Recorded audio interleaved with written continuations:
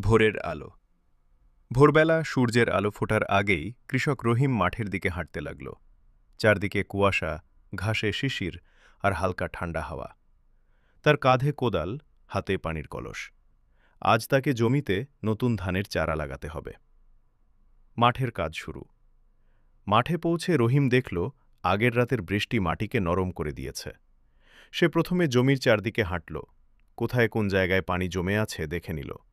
তারপর ধীরে ধীরে কোদাল চালিয়ে জমি সমান করতে লাগল। তার কপালে ঘাম, কিন্তু মুখে সন্তুষ্টির হাসি। চারা লাগানোর সময় জমি প্রস্তুত হলে রহিম বাসা থেকে আনা ধানের চারা এক এক করে মাটিতে বসাতে শুরু করল। হাঁটু পর্যন্ত পানিতে দাঁড়িয়ে সে চারা রোপণ করছে। মাঝে মাঝে সে আকাশের দিকে তাকিয়ে দেখে আজ বৃষ্টি হবে কিনা। তার মাথায় শুধু একটাই চিন্তা, এবার ভালো ফলন হবে। চারদুপুরের বিশ্রাম, সূর্য মাথার ওপর উঠলে গরম বাড়তে লাগল। রহিম গাছের ছায়ায় বসে একটু বিশ্রাম নিল। সাথে আনা ভাত, ডাল, ডিম দিয়ে খেয়ে নিল। খাওয়ার পরে হালকা করে চোখ বুজল, কিন্তু মনে মনে ভাবল, মৌসুম ভালো হলে পরিবারকে আর কষ্ট করতে হবে না।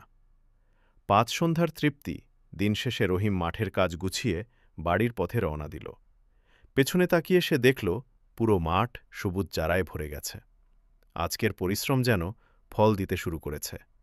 সে মনে মনে বলল, মাটি কখনো কাউকে ধোঁকা দেয় না, পরিশ্রম করলে ফসল হবেই।